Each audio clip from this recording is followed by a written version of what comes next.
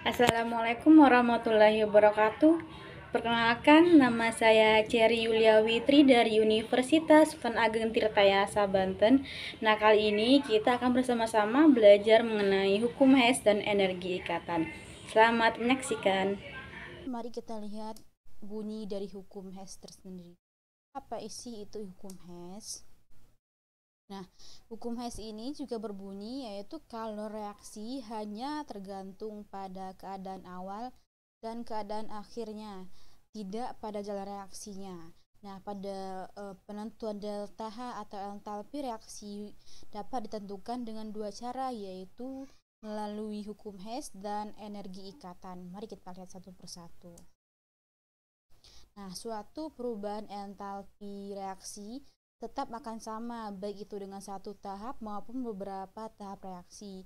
Nah, dalam menentukan perubahan entalpi reaksi atau delta H dapat kita lakukan dengan beberapa metode. Yang pertama ini adalah melalui persamaan reaksi. Kita langsung saja masuk kepada contohnya. Ini di sini terdapat reaksi pembentukan SO3 gas. Nah, untuk tahap pertamanya itu ketika sulfur padat direaksikan dengan gas oksigen akan menghasilkan suatu produk yaitu SO3 berbentuk gas dengan entalpi reaksinya atau delta H-nya senilai min 397 kJ. Nah, ini pada pembentukan tahap 1 atau satu tahapnya.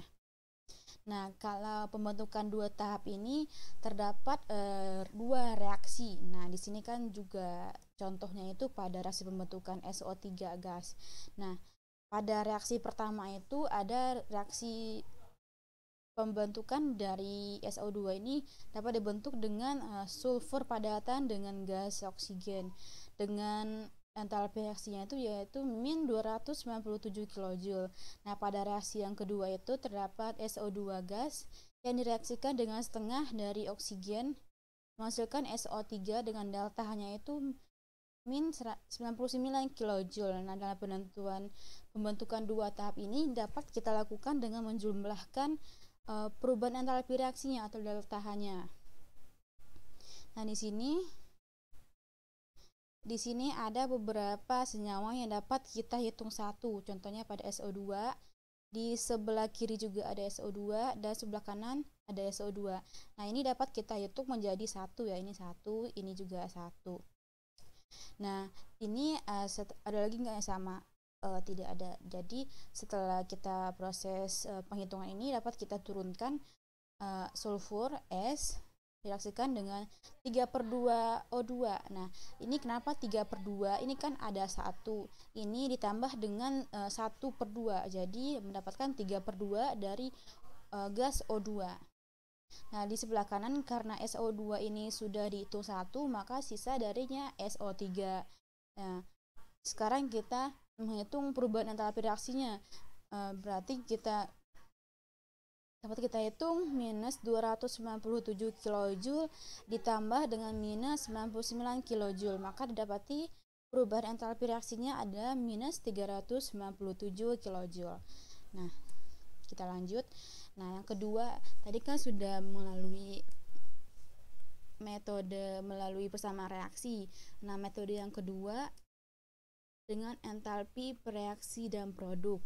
Nah, pada metode jenis kedua ini dapat kita uraikan terlebih dahulu yang reaksi atau yang di sebelah kiri ini A plus B dengan yang produk ini yaitu C plus D. Nah, untuk penentuan dengan metode ini dapat kita gunakan rumus perubahan entalpi reaksi atau delta H reaksi sama dengan delta H produk dikurang delta H reaksi. Jadi atau dengan singkat untuk gampang diingatnya itu kanan dikurang kiri. Ya, seperti itu. Nah, metode yang kedua yaitu dengan menggunakan diagram energi. Nah, di sini terdapat diagram energi dari SO3. Nah, pada SO3 ini dalam keadaan awal dia akan membentuk padatan sulfur direaksikan dengan 1/2 dari oksigen. Nah, pada keadaan akhirnya itu dia akan membentuk SO3 gas SO3 dengan perubahan entalpi reaksi itu atau delta H-nya itu senilai minus 396 kJ. Nah, untuk membentuk suatu keadaan akhir ini, kita juga dapat melakukan beberapa langkah lain atau dengan menggunakan tahap 2. Seperti yang tadi, ini dilakukan menggunakan satu tahap atau satu langkah saja. Nah, cara yang kedua juga bisa menggunakan dengan dua langkah ini. Ketika keadaan awal yang pertama ini dia akan menghasilkan suatu produk SO2 yang direaksikan dengan setengah dari gas. Nah, itu akan menghasilkan delta H1 yaitu senilai minus 257 kJ.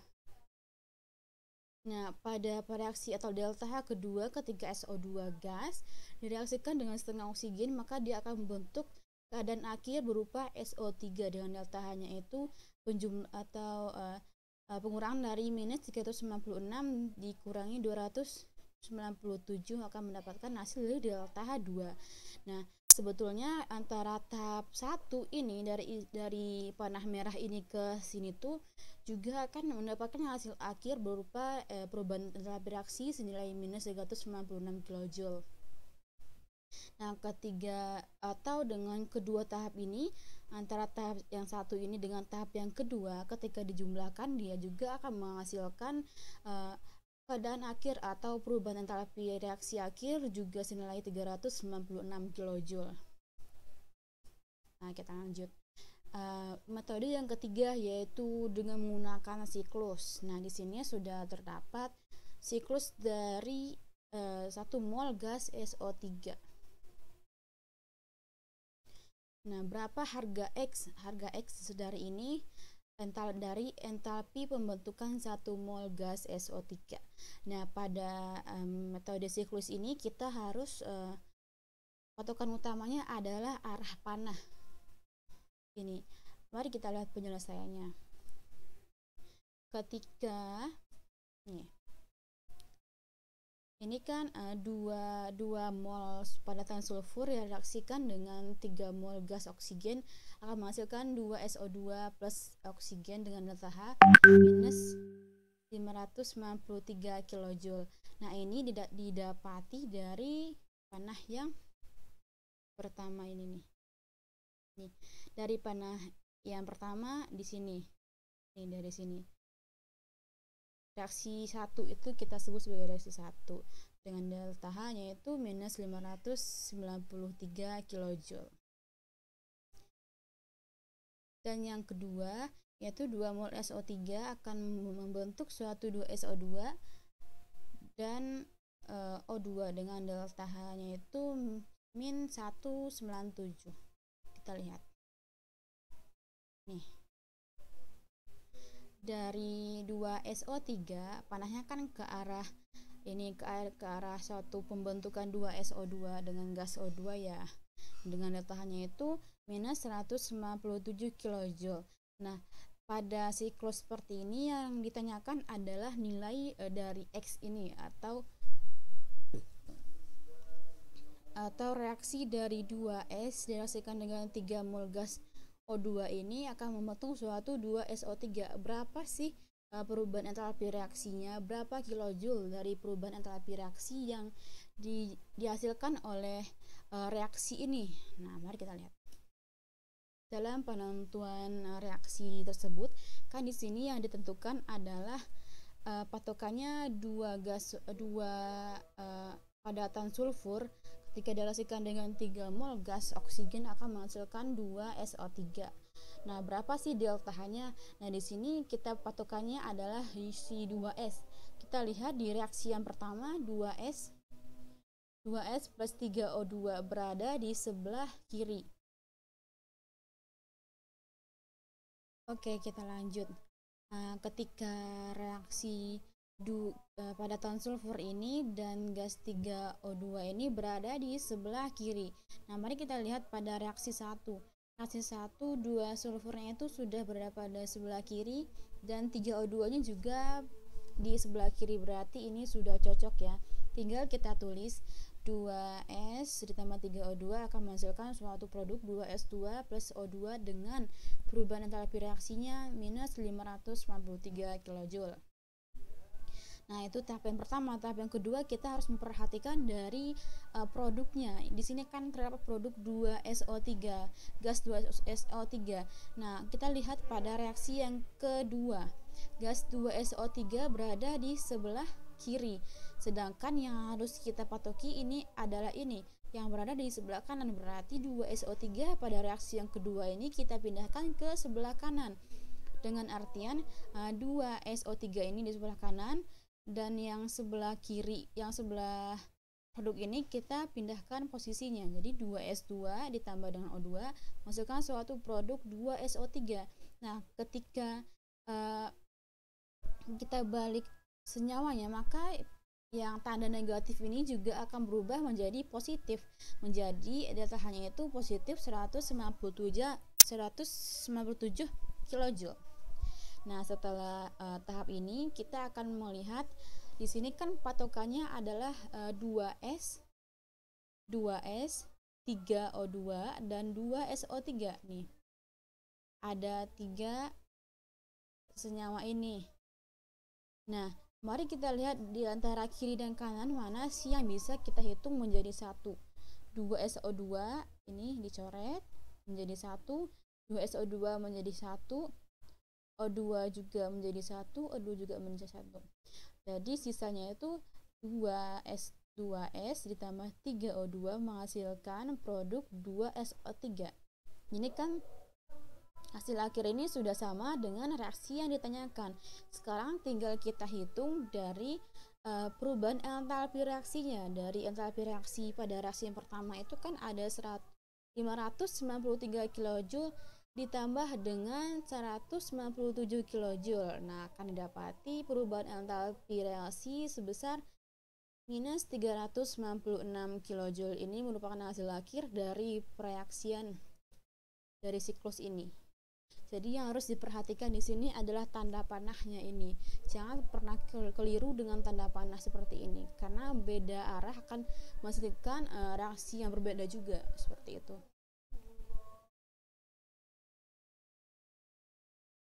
Nah, selanjutnya kita akan masuk dengan materi energi ikatan.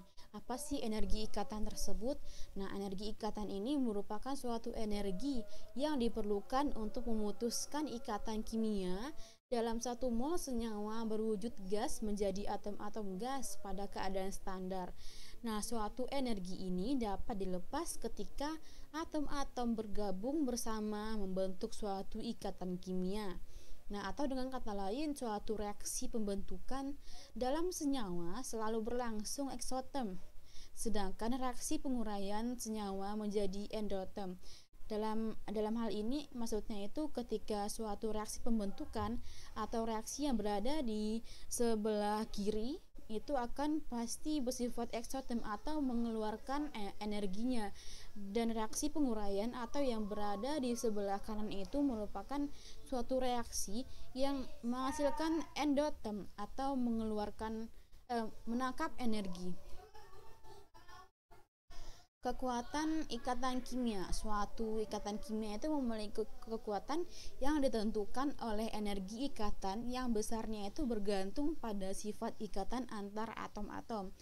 Nah, ketika ikatan ganda itu lebih kuat daripada ikatan rangkap 2. Ikatan rangkap 2 itu lebih kuat dari ikatan tunggal.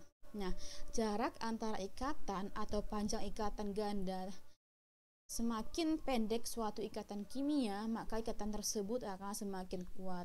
Nah, di sini atau dapat lebih spesifiknya itu ikatan ganda 3 lebih kuat daripada ikatan rangkap 2, lebih kuat dari ikatan tunggal. Kita lanjut. Nah, energi ikatan ini tergantung pada lingkungannya, yaitu ketika bagian dari molekul yang berdekatan dengan ikatan. Nah, biasanya digunakan nilai rata-rata. Nah, kebanyakan molekul energi ini memiliki sifat aditif atau jumlah seluruh energi ikatan merupakan penjumlahan dari energi masing-masing ikatan.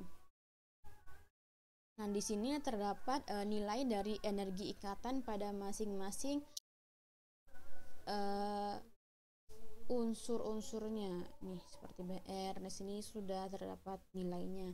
Ketika Br berikatan dengan F akan menghasilkan energi ikatan 237. Nah, mari kita lihat contoh soalnya yang melibatkan energi ikatan. Jumlah perubahan energi pemutusan ikatan dan pembentukan ikatan menghasilkan perubahan entalpi reaksi atau delta reaksi. Contoh nih, hitunglah perubahan reaksi untuk reaksi CH4 ditambah 4Cl2 akan menghasilkan produk CCl4 ditambah 4HCl. Mari kita lihat penyelesaiannya.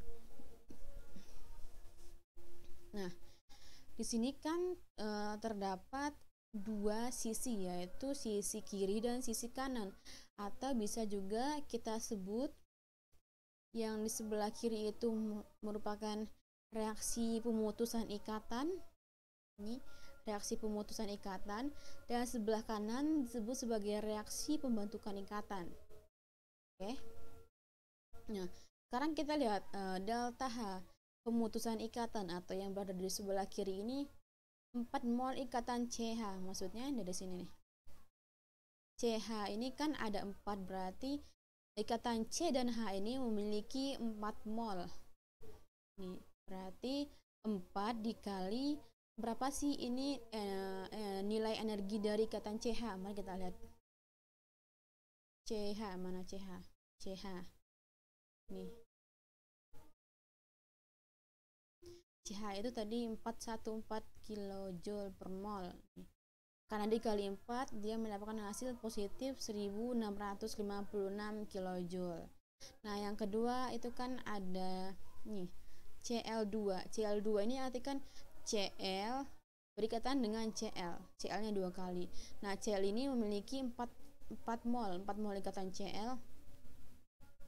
Nah, Cl ini memiliki nilai energi ikatan senilai plus 243 kJ per mol. Jadi karena di sini terdapat 4 mol ikatan ClCl, maka akan dikali 4 dikali 243 kJ per mol akan menghasilkan nilai positif 972 kJ. Nah, ini kan sudah pada delta H pemutusan ikatan. Lanjut kita ke sebelah kanan atau perubahan pembentukan ikatan. Nih, yang sebelah sini. Di sini kan terdapat dua senyawa itu CCl4 dengan 4HCl. Nih, CCl4 ini merupakan dari ikatan C dan Cl. Nah, nih. C dan Cl. Karena dia memiliki 4 mol, berarti kita kali 4 mol dari nilai energi ikatan CCl itu minus 339. Nah, ketika dia dikali 4 menjadi minus 1304 kJ. Senyawa yang kedua yaitu 4HCl. 4HCl atau HCl merupakan ikatan dari H dan Cl. Ini H dan Cl dikali 4 dari nilai energi ikatannya itu minus 431 dikali 4 jadi minus 1724 kJ. Nah, ini hitunglah entalpi reaksi atau delta H reaksinya. Delta H reaksi ini dapat kita tentukan menggunakan rumus delta H pemutusan ikatan atau yang di sebelah kiri ini, yang di sebelah kiri ditambah delta H pembentukan. Nih, delta H reaksi sebelah kiri tadi kan ada ini 1656 ditambah 972. Nah, dengan menggunakan delta H reaksi sama dengan delta pemutusan ikatan ditambah delta H pembentukan ikatan, maka dapat kita dapati hasil seperti ini. Ini kan dari delta H pemutusan ikatan dari dua sebelah kiri itu. Nah, ini merupakan delta H pembentukan ikatan yang di sebelah kanan.